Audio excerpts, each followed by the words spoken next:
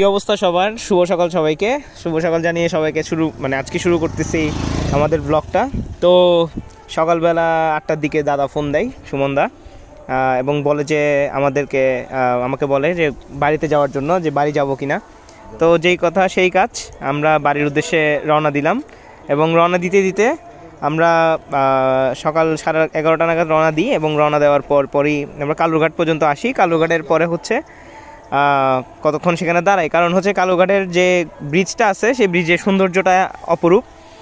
ব্রিজের একপাশে দেখা যাচ্ছে যে আপনার নদী, আর সেখানে পাহি আমাদের হচ্ছে ভাইয়ের মেয়ে, সে অনেক আনন্দ করতেছিল। ব্রিজ দিয়ে তথাকথিতভাবে অনেক গাড়ি যাচ্ছিল এবং ব্রিজটা দেখতে সূর্যের আলোতে অনেক ভালো লাগতেছে। আমরা ব্রিজ দিয়ে গাড়ি করে যেতে পারতাম, বাট যাইনি। আমরা কিছুটা সময় ব্রিজে ছিলাম, ব্রিজের ফিল নিলাম, ব্রিজের পরিবেশটা দেখলাম।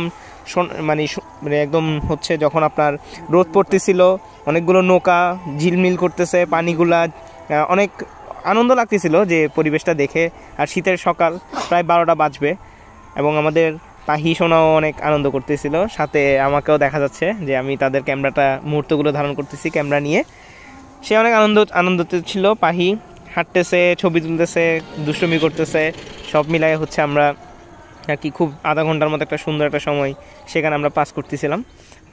পথচারীরা হেঁটে যাচ্ছিল, পথচারীরা হেঁটে যাওয়ার সময় আমাদেরকে বলতেছিল যে আপনাদের ছবি খুব সুন্দর হচ্ছে, বাচ্চাটা অনেক কিউট, দেখতেছেন যে সূর্যের আলো পরে ঝিলমিল করছে পানিগুলা, খুব সুন্দর একটা দৃশ্য। তো পরবর্তীতে আমরা সেখান থেকে হেঁটে চলে যাই হচ্ছে গ্রামের উদ্দেশ্যে। কিছু ফটোগ্রাফি করা হয়, কিছু ছবি যেগুলো ওই মুহূর্তে তোলা হয়েছিল আমি তুললাম দাদার সাথে। তারপর হচ্ছে আমাদের ছোটো ভাই সায়নকে দেখা যাচ্ছে, সে বাড়িতে আসার পর ছবি তুললো। আমরা বাড়িতে আসার পর অনেক সেলফি তুললাম, কিছু সে আমার পোর্ট্রেট নিল, আমি সুমনদার কিছু পোর্ট্রেট নিলাম, তার কিছু পোর্ট্রেট নেওয়া হলো। কিছু চা খাওয়ার দৃশ্য, আমরা চাটা খেলাম, বাড়িতে এসে নাস্তা করলাম। সব মিলে খুব সুন্দর একটা জার্নি ছিল।